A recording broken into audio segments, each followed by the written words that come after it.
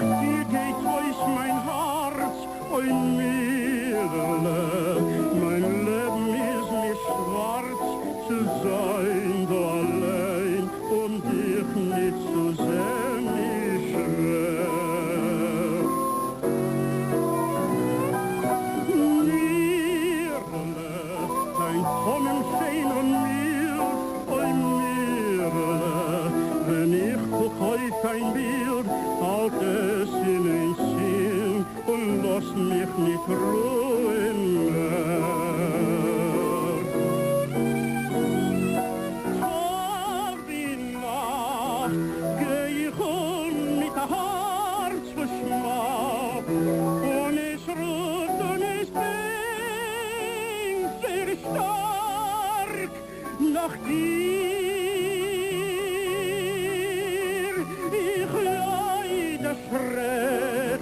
Seit du bist von der Heimat weg und ich sitz in mein Häuser rein, einer allein, weil ich will dich nur sehen. Mirle, du kennst mein Leid, oi Mirle, verband den gleichen Freit, mein Hals, mein Gedank, hat nur rein verlangt, nur dich.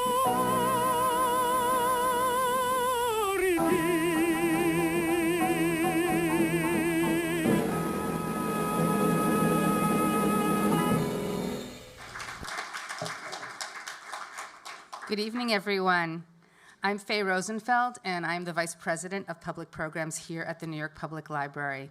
And it is my absolute pleasure to welcome you all to an extraordinary live from NYPL event as we celebrate the David and Ina Shiff WEVD music collection.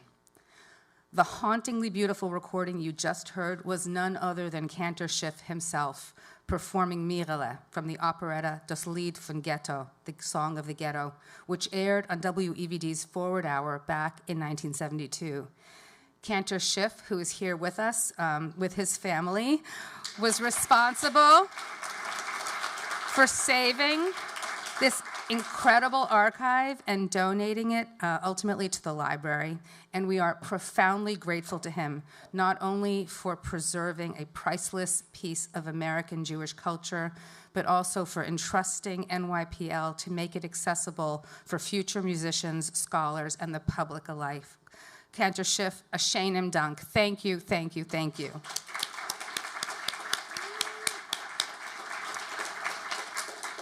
So for those who remember, and I know that we have many WEVD alums and fans with us in person and watching online, WEVD was far more than a radio station. It was the station that speaks your language, the cultural heart of New York's Yiddish-speaking Jewish community for much of the 20th century.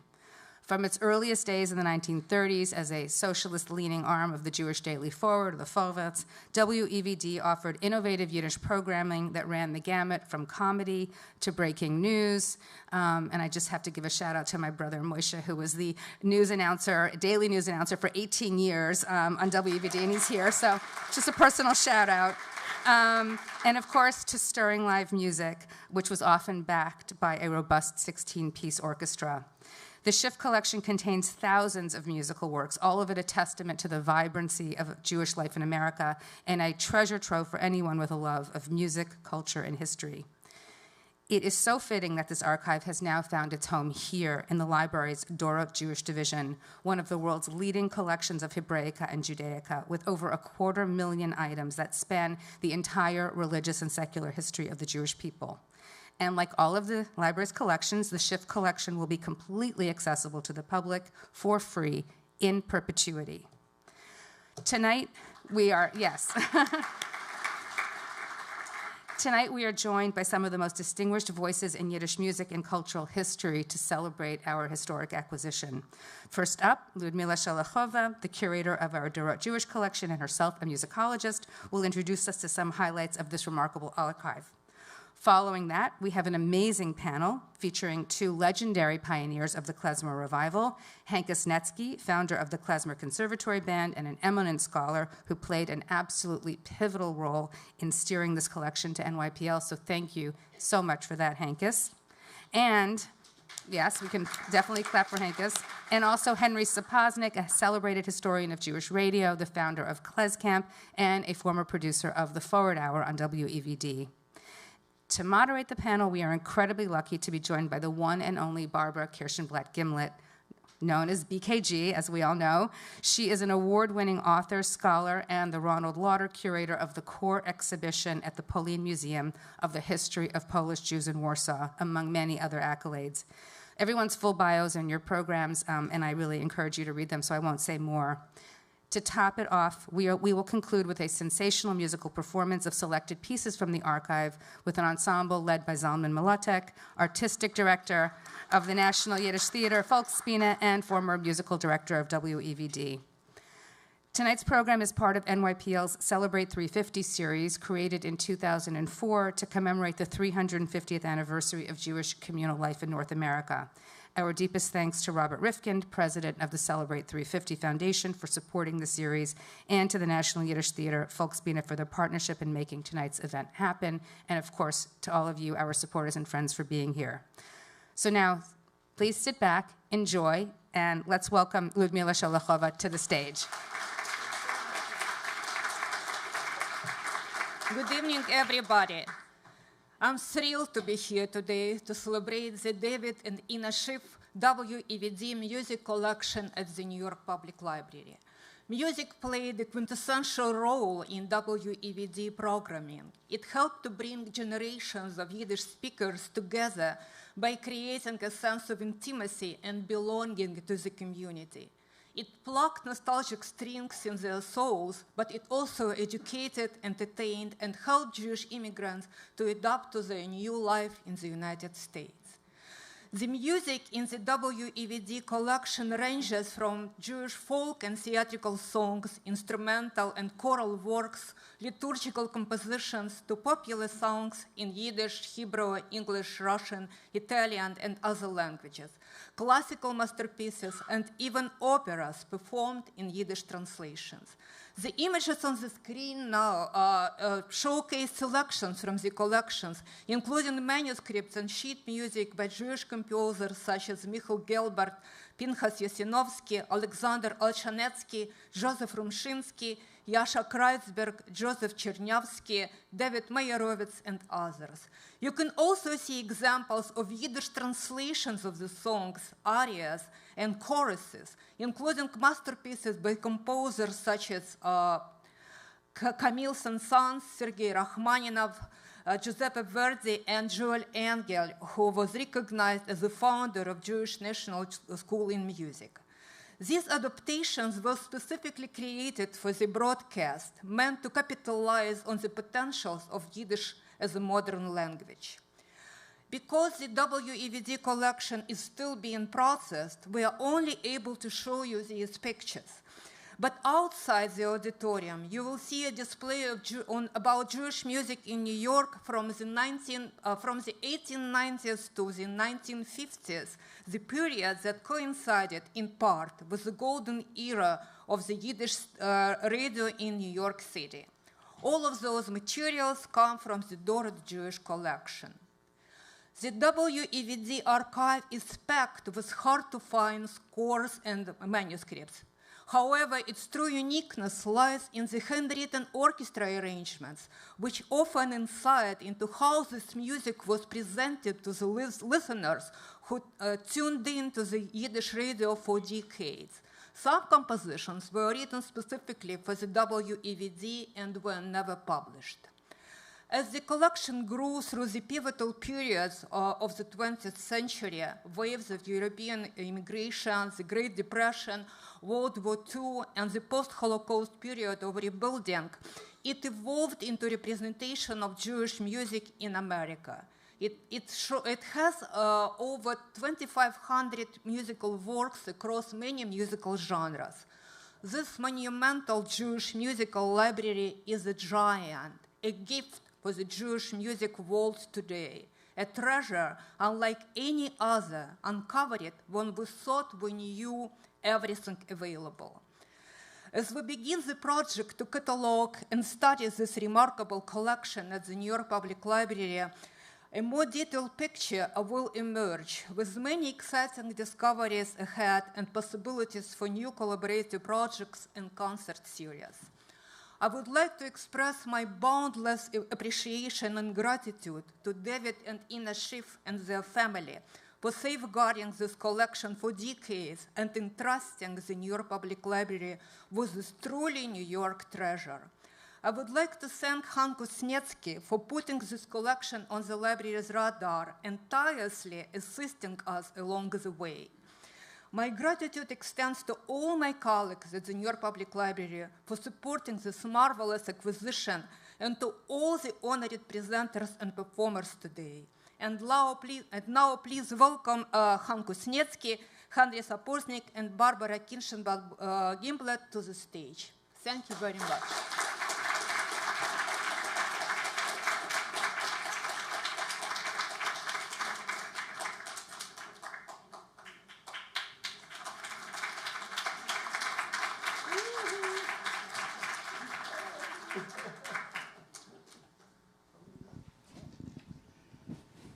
Well, as you can see, we're in for a very, very special evening, and I'm delighted to be with two colleagues. We date back to the 1970s. That's half a century, even older than the time that the collection has been in the basement of David Ellis. And these are two luminaries in the field of East European Jewish music, icons, pioneers. Hankus Netsky comes from a family of klezmer. Henry comes from a family of cantors. So we are very, very well represented here. And I wanted to begin by asking Hankus to tell us precisely how this collection, this incredible collection, came to New York Public Library. Thank you so much. It is such a delight to be here. And this collection I heard about directly from David Shiff, who I learned about because I do oral history interviews for the Yiddish Book Center. So the Yiddish Book Center has a fantastic oral history project. It's been going on for quite a few years. And I was looking to find out who was around, who I could interview, who I hadn't interviewed yet. And I called David Reinhold, who's not a household name in New York, but he's a wonderful, wonderful musician. He's a wonderful cantor, who I met through Henry Sapoznik, actually. And I said, and he's a Bubover Chassid. And I wanted to interview people in the Hasidic community because I found that Yiddish connection with the Hasidic community very important. So I asked him about more interesting people. I'd already interviewed Ben-Zion Miller, Ben-Zion Schenker, a bunch of people in the Avram Fried. And he said, well, I don't know, but you know what? You should interview David Shiff. And I said, why? And he said, well, this is a cantor who studied with the Sherman brothers, who were very important cantorial teachers in New York. And this is a guy who has a fantastic collection of music. And he was on the Forward Hour for years and years, for like 35 years. He was on radio, Yiddish radio, and he has a great collection of music, and he'd be very interesting to interview. So this was around COVID time, 2020, and so we did 2 video interviews, which are both posted on the Book Center website. And at the end of the second interview, David said to me, you know, maybe you could help me with something. My basement is filled with tubs of music. And I said, well, why? It should have laundry, you know? And he told me this story. He said that in the last years, when he was at WEVD, they had continued to downsize. And they had moved from a very large studio where they could fit a 16-piece orchestra to a smaller studio where there was still an organ and a piano, but they only had about a 5-piece orchestra. This was in the 1970s. And by the 1980s, they didn't really have an orchestra. In fact, Zalmen Mlotek, who you'll see later, had become the music director and was doing it just with the piano. But by this time, they were starting to put aside music that they felt would never be used because they didn't have an orchestra anymore. And basically, it seemed to be headed for the dumpster because there was no reason to save it. This is a, radio station's a business.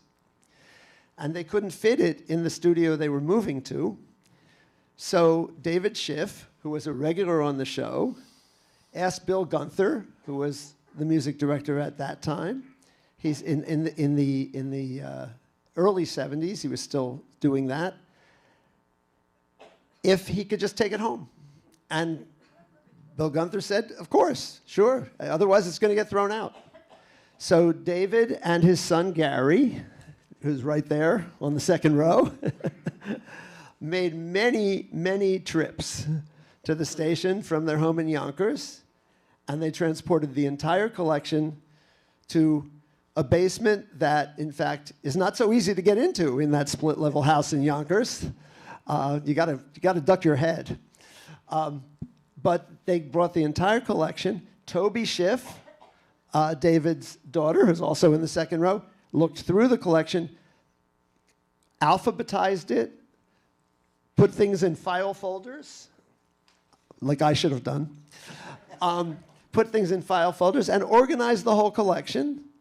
And it sat for over 40 years in that basement in Yonkers. And so, as I said, David asked me what I could do. Well, I thought, where could this be? I called a few places that I knew had some music, but they weren't the right places. They really weren't the right collections. And I didn't want it to be in an archive where it was just locked up forever. I wanted it to be publicly accessible. David wanted it to be in New York. Oh, okay. Well, there's one place in New York that has music librarians, 2 Yiddish-speaking music librarians, and that is the New York Public Library. So I called Mila, and I called Mir Mchaya Siegel, and they came up and looked at the collection, and they couldn't believe it, honestly. The scope of this collection was absolutely amazing, and it took, and for a bureaucracy like a library like this, a very short time, I want to say, less than 6 months, for it to be approved, to be accepted by the library, and then in September, about a year ago, they came to David's house with a big truck and brought it to the library. It's absolutely incredible. It's an extraordinary, extraordinary story.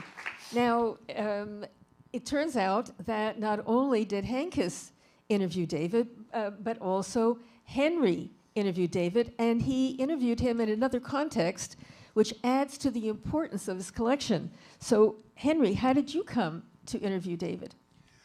I was hired in 1990 as the last producer at WEVD of the Forward Hour. This was the diamond in the tiara of WEVD broadcasting, starting when the Forward Association obtained the station from the Socialist Party when they started it in 1927.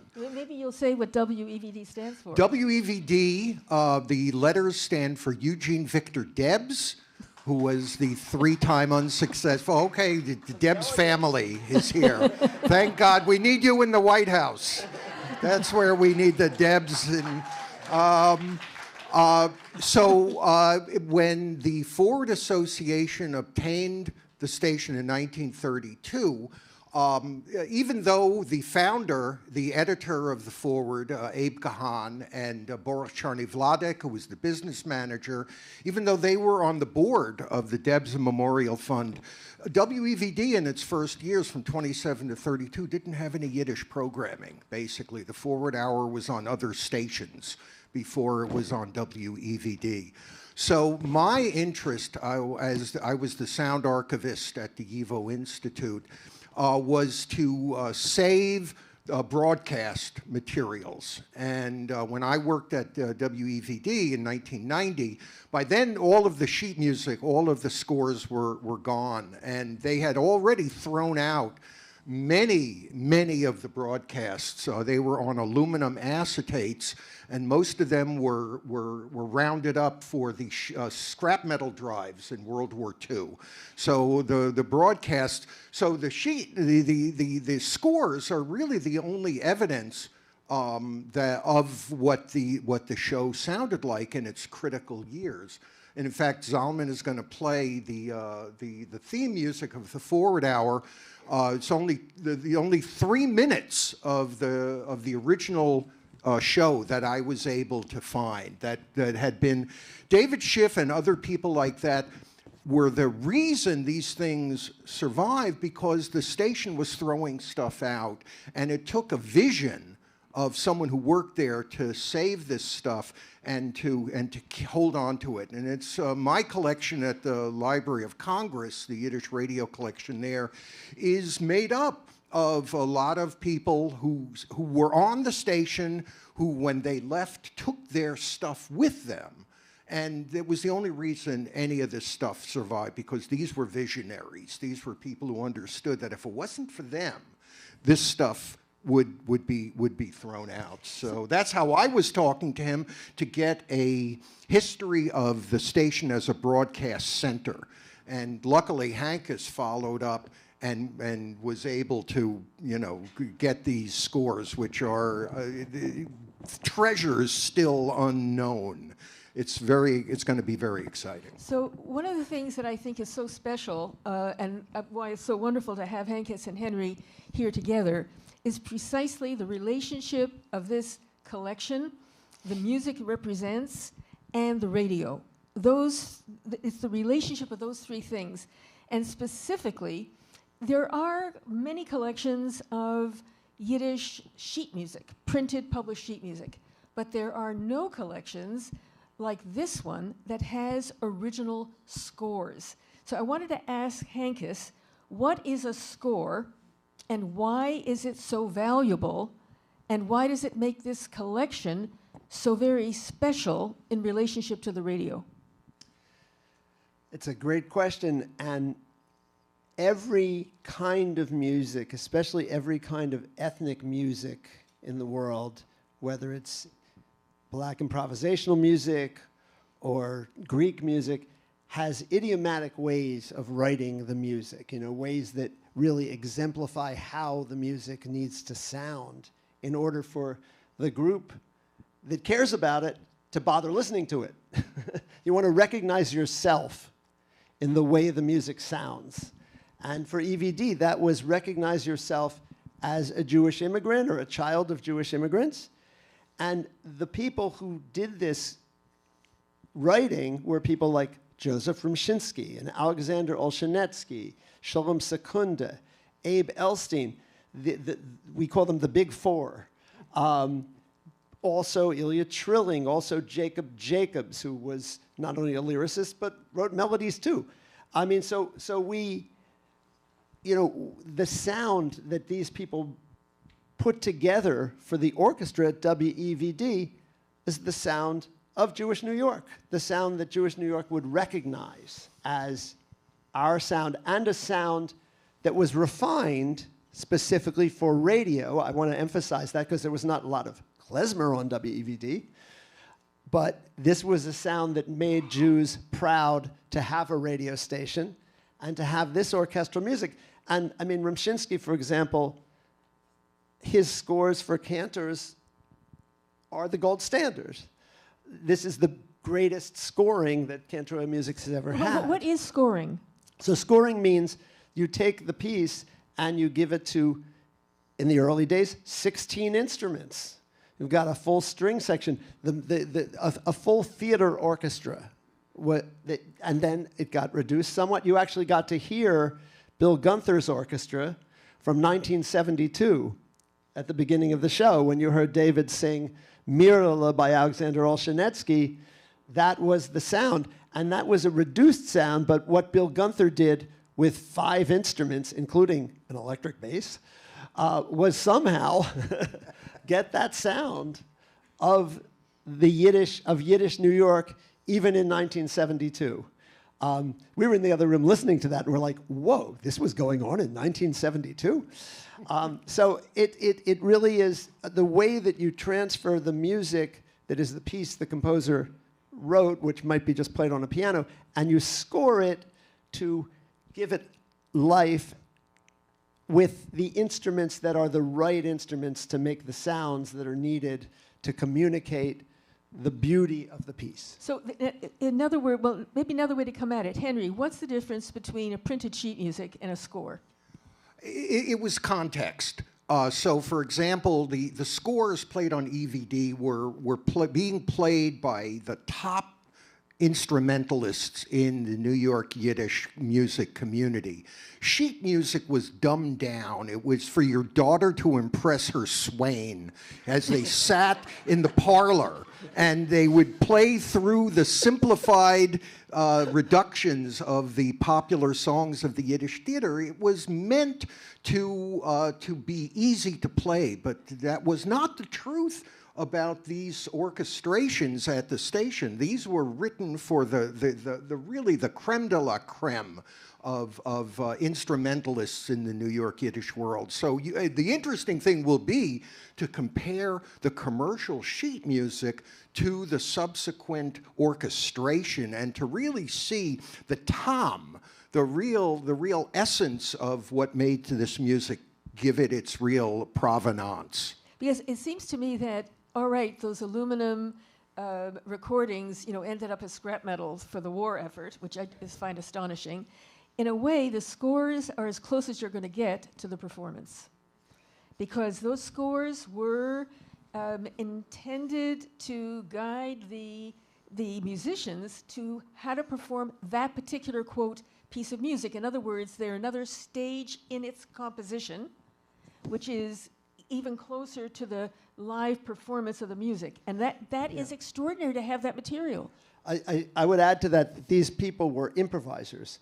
So someone like Harry Lubin, a remarkable pianist or Harry Anik also, who also worked at WEVD, and Bill Gunther, they could take, even without any music in front of them, and you would have a beautiful piece of music because they knew how to improvise in this style. And I would add to that list Zalmen Mlotek. So you're going to be treated to that tonight. Oh, go ahead.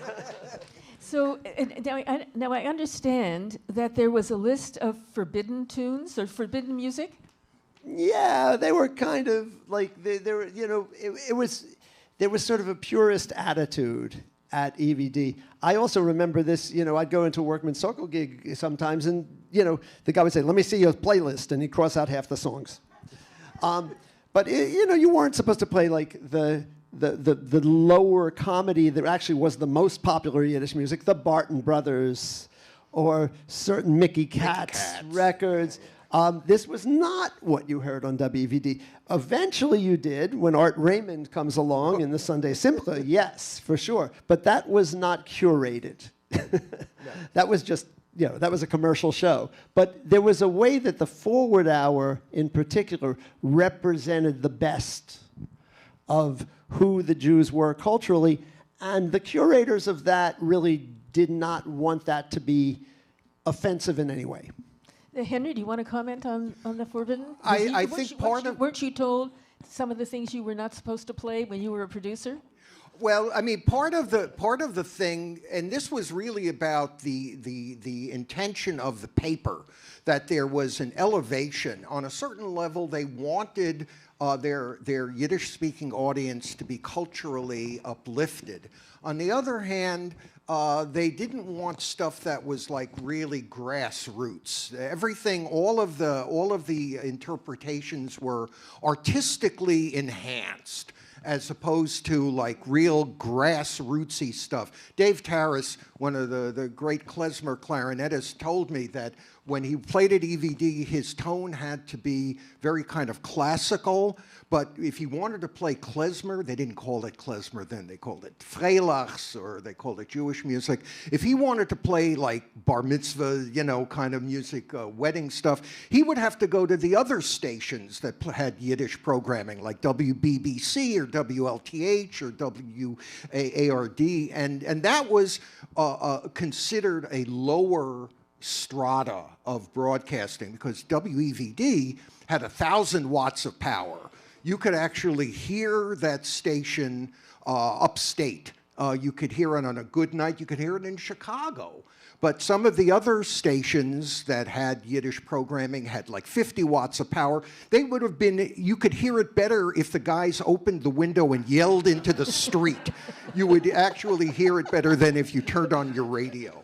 So there was a real dichotomy between some of the other stations that were doing more grassrootsy stuff and EVD that was trying to uplift their audience. So in other words, this collection really, there's a kind of completeness of a picture that you get from this collection that you do not get from simply a collection of sheet music that people collected on eBay or wherever they might get, because in a way it's an organic collection. It's a collection that is linked to real people, to a radio station, to its audiences, to its aesthetic. And in fact, I think was it Hankus that you said that it captured the sonics of the moment? And did you want to say something more about that?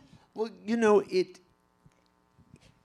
this collection is the collection made by the artists. And I think that's really important. I think it's a collection that was curated as the music was being created.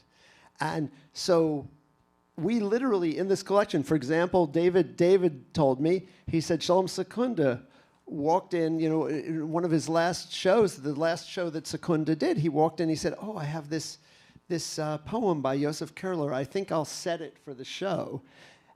And he wrote a setting of this and orchestrated it, and it was played on the air. That piece does not exist outside of this collection. So as Yiddish New York, as Jewish New York, you know, went through the 20th century, this collection documents that in real time, which is pretty amazing. Absolutely. Henry, do you want to reflect on that? Well, this represents what is commonly referred to as the golden age of Yiddish broadcasting, the 30s and 40s prior to the end of World War II. And in fact, it plugs a major hole, because there were two commercial outlets for this music. There was the sheet music world, and then there was the commercial recordings. But there was very little overlap. Most of the stuff that was published in sheet music did not get recorded, and most of the recordings, there were 5,000 commercial recordings made between 1900 and 1950, and most of those didn't have sheet music, so there was no overlap. Only on WEVD was there this kind of like this groundswell of both the music, and it was all ephemeral, because the recordings that they made of the shows, which they were obliged to record it by the FCC, most of those, as I mentioned, were thrown out, or you know, when I worked there in 1990, when I was producing the show, I was on the graveyard shift, and I would go through the music library, going through the LPs, and finding old broadcasts that someone had slipped in there, and this was, of course, after the scores had disappeared, when David had luckily saved them. So the broadcasts are really, there were not as many. I mean, I only wish that my collection at the Library of Congress had this kind of incredible diversity. This is a vast, I mean, again, treasures untold. Well, in fact, I think it was Hankus that said that this collection was the Dead Sea Scrolls of East European Jewish music. So both of you are not only historians of this music, but you're both also musicians. So I wanted to ask each of you, and Hankus, I'll start with you, what does this collection mean to you as a musician? this collection is really filling in a missing piece of a puzzle. And I've been a fan of Yiddish theater music for a very long time. But in fact, when I started, there was really no, it was really hard to get access to Yiddish theater music. And in fact, still, there's nothing published with translations. We hope that that will happen with a collection like this being available for people to work with. But there's a way that, you know, people have revived klezmer music, and there's a revival of klezonis, especially in the Hasidic community, and there's a revival of Yiddish folk song. Barbara, you've been very involved in that. And this is really an area that has not been revived to that extent. And having this collection, which is so comprehensive in one place, is going to make that possible. And there is an informed younger generation now that will be looking for this. And, you know, I see this collection, we all talk about the Great American Songbook. This is the Great American Jewish Songbook. This is really what we have here. And to actually have it cataloged, and you can actually look at it, you can look at the context of the orchestrations, and it really gives people an opportunity now, finally, to have a way of piecing together how this whole radio, broadcast, theater music world fit into the American immigrant scene. So I feel like that's really the meaning of it. And it ranges, as you heard from Ludmila. You know, this is, I mean, we got Nabucco in the original Yiddish, you know? And you have patriotic songs. You can totally trace the history of Israel in this collection. It's fascinating, I mean, what you see in this collection. And it's a mirror of history that we didn't have before. And you know, what's so interesting is that, in fact, David was saving this collection just as you, as youngsters, so to speak, in the 70s, were discovering klezmer music and basically working from recordings of klezmer music and, quote, reviving a tradition that had really had a gap in its transmission. But here, at this collection, there is no gap. It basically, it's how many years? From the 20s until now, a continuous, ongoing collection of music that was being written and performed and broadcasted. So it's different from the revivals. It's different from what was happening in the 70s. I mean, Henry, as a musician, how do you think about this? Well, I think the same thing as Hankus mentioned. When the klezmer, quote-unquote, revival kicked off, we were using commercial sound recordings. And for much of the critical period when these things were recorded in the 20s, the recording technology was quite primitive. There were no microphones. There was a single horn. So the expanse of the instruments used on these commercial recordings were very limited. What the scores reveal is something closer to what you would have heard in the Yiddish theater itself, if you're sitting opposite the pit orchestra. And so this gives us a much more realistic idea of the sonics of what really comprised the literacy of Yiddish music played during this golden era, the supernova of Yiddish popular culture. And of course, radio being the final platform, the true supernova of the electronics of the transmission of Yiddish culture. This was really where all of that stuff came together. And of course, after World War II, a number of changes in the dynamic, the decline of Yiddish as a dynamic culture, the decline of radio itself, itself as a platform. So to have these scores, it's unfortunate. There were a series of records made about 10 or 20 years ago of Yiddish theater music, and the orchestrations don't have that same sonics that I assume that these scores, I haven't seen them, but this is going to be a great resource for people who really want to transmit the essence of what not only the great Yiddish instrumentalists were playing, but what the audience came to expect of this generation of Yiddish composers and performers. Hankus, did you want to add to that?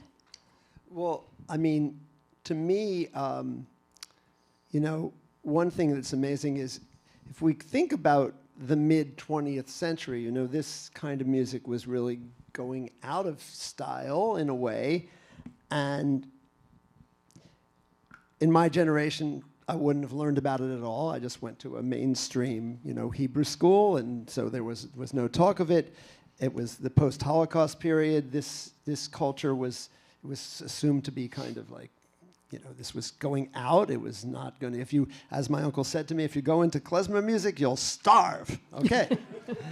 And, you know, and then assimilation, of course, was the main thing. So, in fact, when people go to look at Jewish American music, they look at the assimilated composers. You know, they look at Irving Berlin and George Gershwin and Jerome Kern, who never stepped foot in a synagogue, whatever. Beastie Boys, how about that? But it's like you're not really getting a picture of Jewish culture there. This collection would give you the opportunity to do that.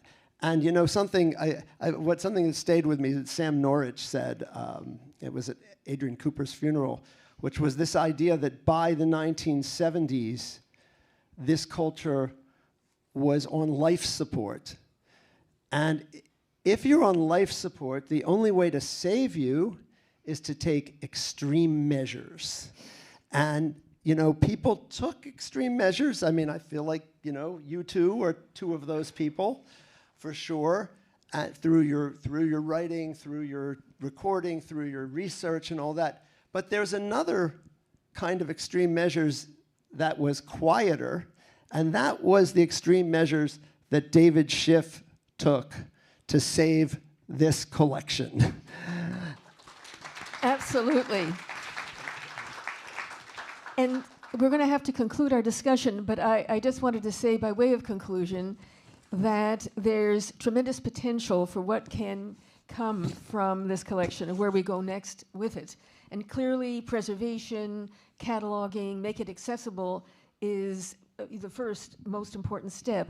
But I would like to imagine the performance from these scores and also a reinterpretation of them. And I see huge potential, I would say artistic, creative potential in this collection, as well as its scholarly value too. So with that, I want to thank you, Hankus. I want to thank you, Henry. I want to thank you, David. I want to thank Faye and the New York Public Library, and I want to thank Mila, who immediately saw this material and understood. And so with that, I'd like to thank all of you for being here this evening, and our panel discussion will be followed by the inimitable Zalmen Mlotek.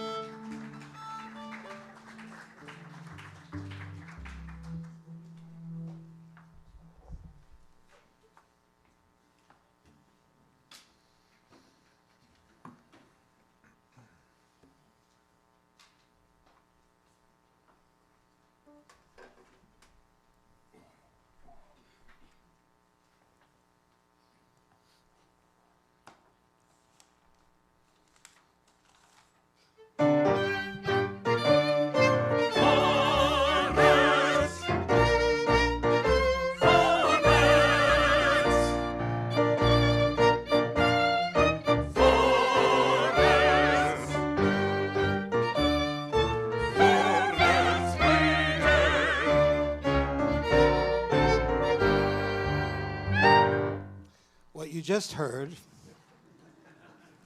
was the Forward Hour theme song. The Forward Hour, arguably one of the most popular radio shows, Yiddish radio shows on WVD for the Yiddish-speaking audiences from the late 30s. Sunday, 11 o'clock, the Forward Hour, an orchestra of 13, 18 musicians, artists from the Yiddish theater, choruses, soloists, editorials, speakers, dramatic readings, a bintel brief, radio dramas. The phenomenon of the popularity of Yiddish radio is well known today, in great measure thanks to Henry Sapoznik's work. As the Jewish population in the Lower East Side at the beginning of the 20th century that flooded the Yiddish theater by the thousands moved uptown, and the dozens of Yiddish theaters began to close, the radio in large measure took the place for that audience and created a new audience, eventually becoming much larger. When the Forward Hour began transmitting in the late 30s, early 40s, the Yiddish song chosen was Wir werden gehasst, the revolutionary labor song written by David Edelstadt, who wrote this song in Kampf in 1899 in America. The song became hugely popular and was sung, became the beloved hymn of Jewish workers everywhere. Wir werden gehasst und getrieben. We are driven and we are despised. Wir werden gejagt und verfolgt. We are tormented and persecuted. Und als nur der Fall, weil wir lieben. And all just because we love das arme, schmachtende Volk. Das arme, schmachtende, the poor, suffering people. Listen to this excerpt of the original Forward Hour theme that we found thanks to Henry. What's interesting is the music that follows this Yiddish worker song. Listen.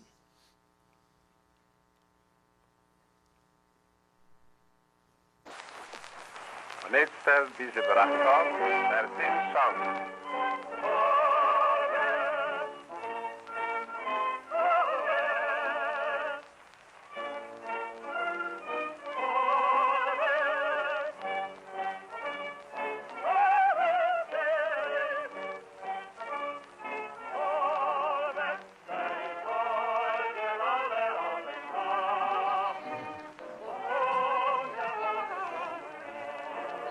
International.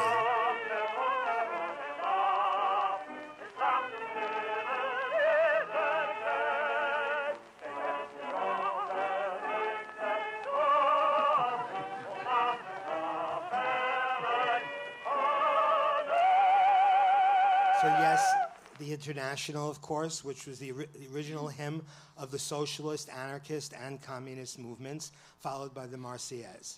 In my research, looking through a fraction of this incredible collection, that again we need to thank David Shiff for his visionary idea 40 years ago to rescue this music, and of course to Hankus for making this shidduch with Mila and Miriam Chaya Siegel and Faye Rosenfeld at the library. I came across this different version of the Forward Hour theme, one that David himself remembers singing in the 60s. What's interesting to note is that this newer version, references to the International and Marseillaise are now gone and are replaced by a more general American-sounding theme. You'll hear. Post-1930, one second, thank you.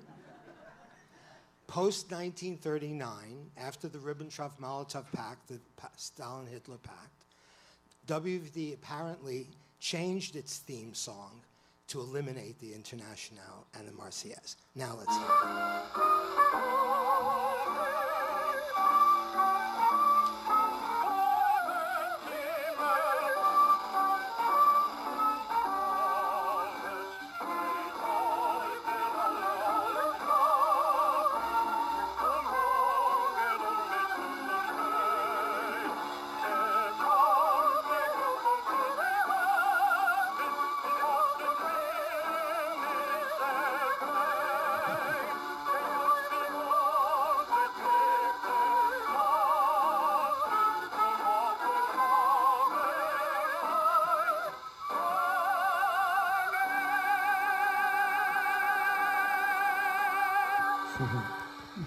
I thought that was interesting, and unfortunately, the lyrics are completely illegible, unintelligible. I couldn't make it out. Maybe Michal could, Yashinsky could make it out, but I couldn't make it out. Anyway, we've selected 7 pieces, varying pieces from the collection to offer you today, and we begin with a very popular Hasidic nigun of the time. It was arranged by composer A.W. Binder, originally published in 1927, and was performed on the Forward Hour by a vocal quartet and orchestra.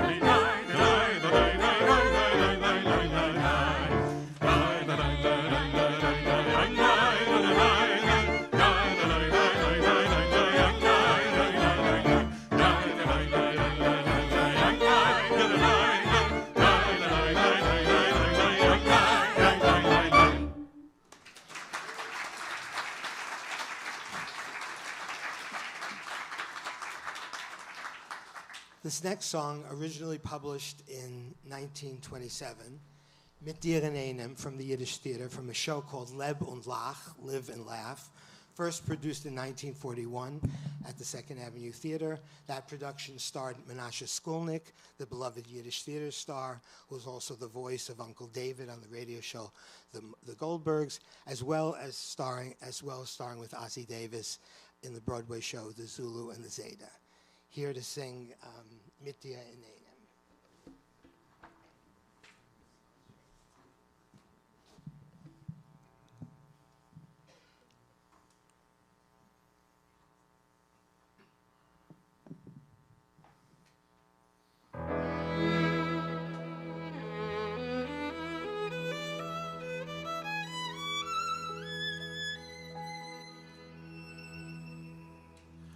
Was gewinn ist gewinn, wie scheißt deine Tränen in der Zukunft guck allein. Von die Tage, was vorbei, alle tief in den Quellen, was verschafft mir Gott fein.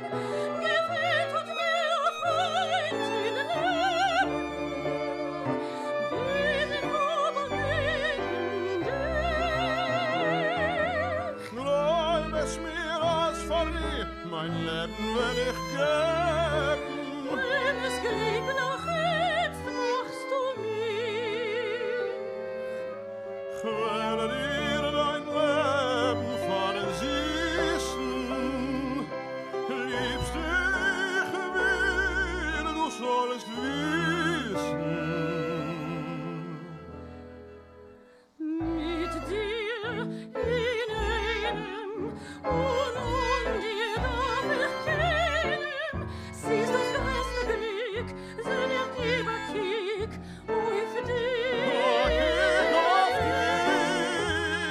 Mit dir in einem ist es verschehen. Das Wein, dein Herz allein bei mir. Allein bei mir, dein Korn im Leicht und scheint wie die Fahne. Du bist gestickt für Gott mir aber tun. Mir Schein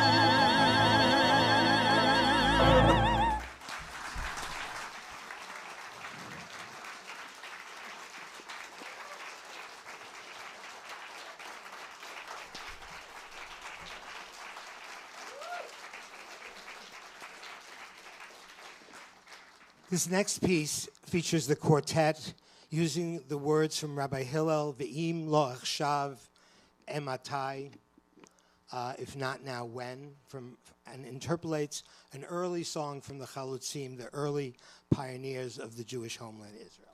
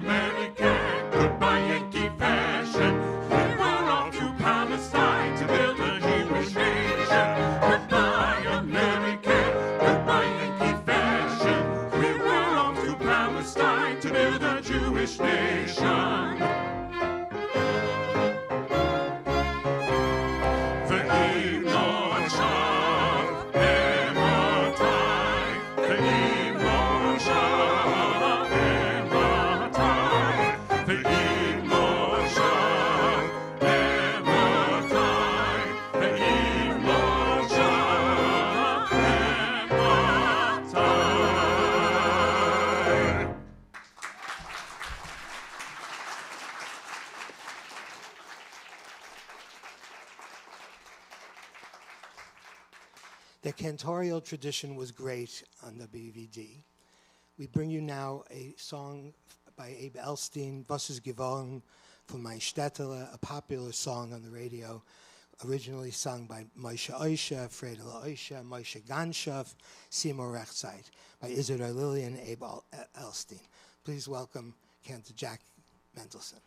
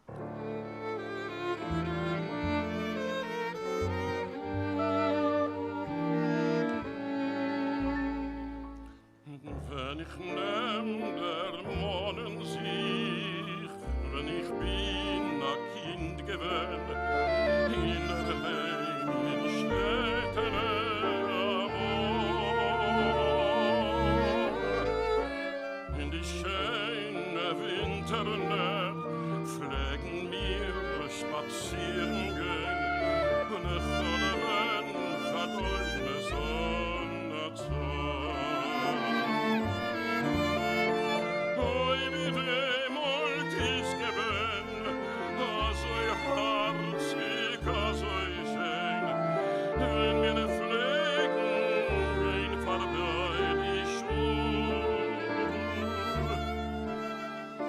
und mich rasen schöne Stimme hat geklingen als ein Frieden bei dem Monde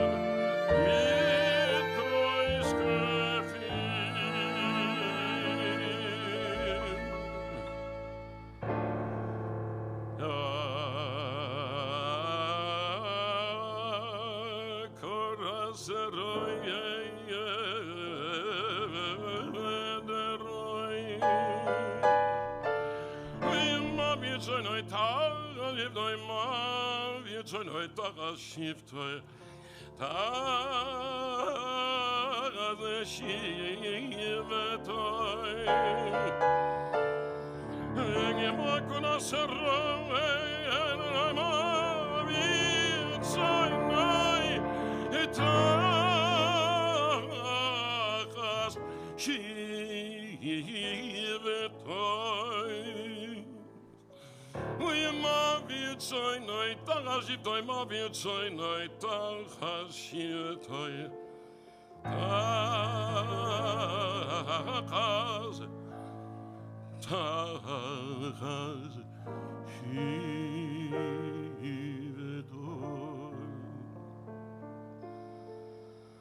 Lass Bänke nicht von Frieden geblieben ist ein Herz bei mir. Was ist geworden von mein Städtele? Was ist geworden von mein alter Herr? Wie es bängt sich noch mein Städtele, mein Jugend hab ich doch verbracht in dem.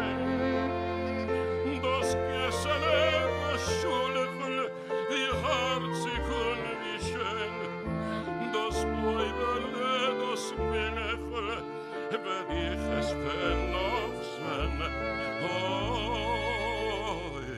Was ist geworden von mein Städtele? Was ist geworden von mein alter Herr?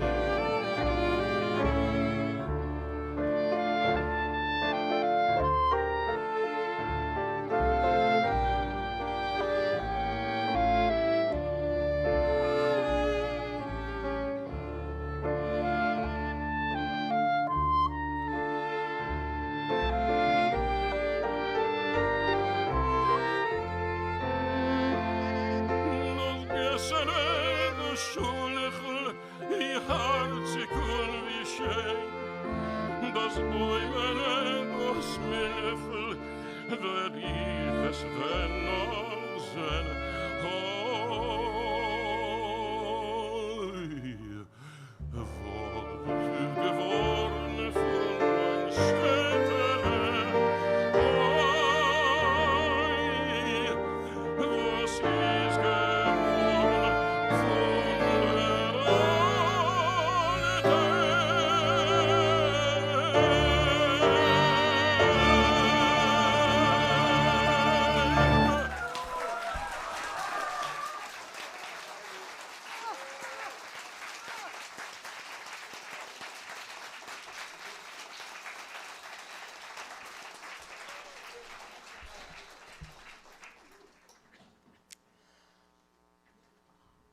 A song by Avraham Ellstein, one of our beloved Yiddish writers, came to America from Belarus, lived in New York City till his death in 1953 in the old Sholom Aleichem houses. My parents told me that I sat on his lap, but I wouldn't remember.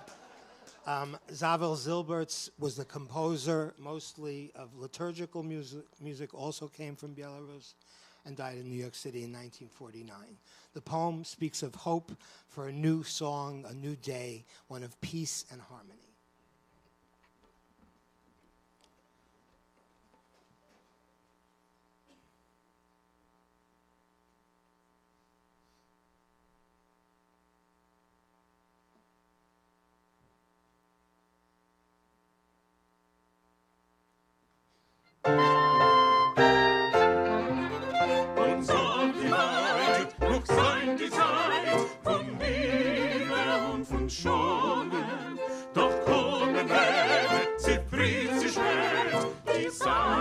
es ist kein Holen.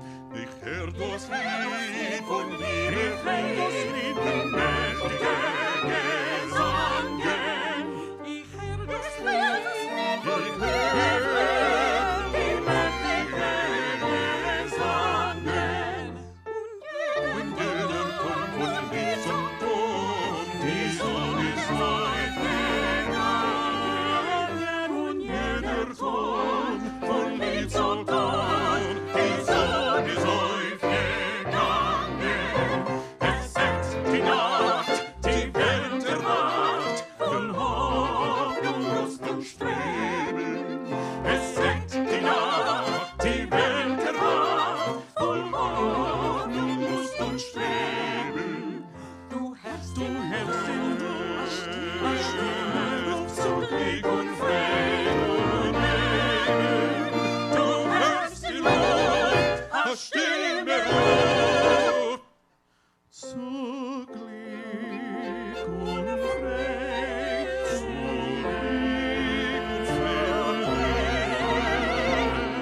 zu Glück und Frieden leben.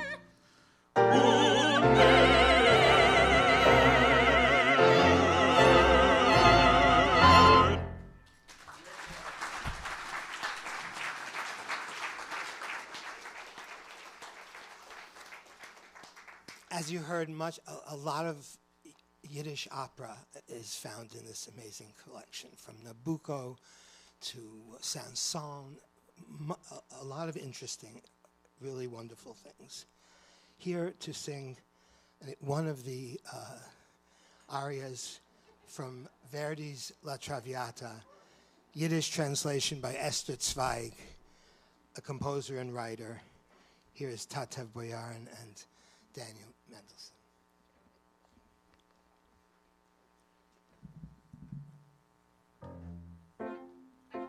Hatog was ewig gedenkt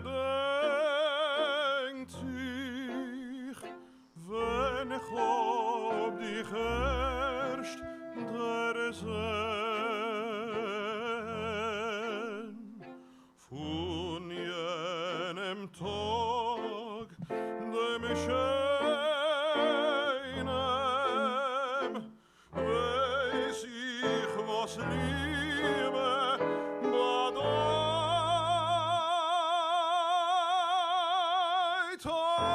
Alles, was lebt, atmet nur von Liebe. Neben der Nacht sich von Liebe, was ist ewig, göttlicher Keilach, was wird am Menschens Geurung, Zar und Messikes, Zar und Messikes, führt unsere Welt. Ui, das ist was freut mich aus, Freundschaft kann ich noch geben, und Liebe ist mich bekannt, ich kann sich nicht abgeben. Ich liebe nur Freiheit und Frieden, und das ist mir nicht zum Hasen, riss mich aus von der was wird dem Menschens Geist? Vergiss mich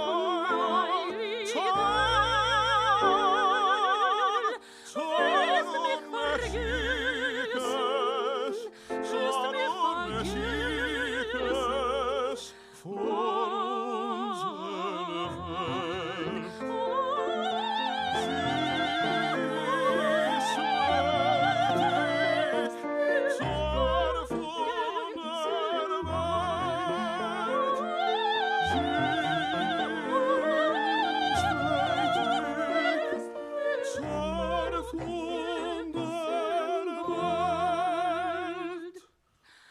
Zuerst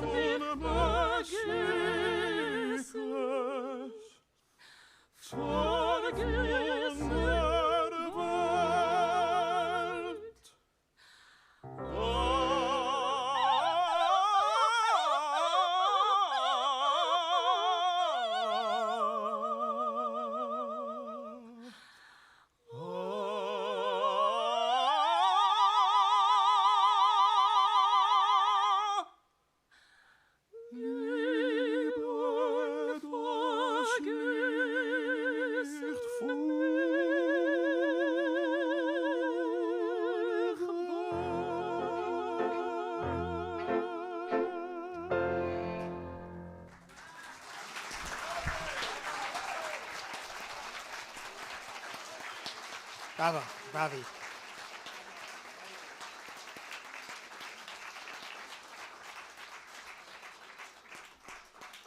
Before we close tonight's program, please join me in thanking our wonderful orchestra. Sabina Tarasjan, Alexandrina Baryanova, Adam Kramer, Laura Melnikov, Adrian Greenbaum, Zisel Slopovich, Brian Glassman, our wonderful artists, Tatev Boyarin, Daniel Mendelsohn, Cantor Jack Mendelsohn. Stand, let them see you. Let them see you. Our wonderful quartet, Kylene Seidel, Mary Feinsinger, Kirk Geritano, Dan Singer. I want to thank Muttel Didner from the National Yiddish Theater in creating the super titles. And of course, thanks to the New York Public Library, Faye, Mila, Hankus. I want to thank Serena and Grace here from the staff. And finally, David, because David and your son who made those trips. How many trips did you make going up and down, schlepping all of this music? And we thank you for that. We thank you for that vision and initiative. We close with a piece which was originally written by the Russian composer Dmitri Shostakovich. He wrote this piece for a 1932 Soviet film called Counterplan. In the 1943 for the Hollywood movie Thousands Cheer, a patriotic wartime musical that Harold Rome wrote English words, and it became the United Nations on the March. Soon found its way into the repertoire of the Forward Hour. While the United Nations may not quite be living up to its original mandate and mission, to say the least, we remain hopeful and dream of a time when all nations and cultures will appreciate each other and live in peace.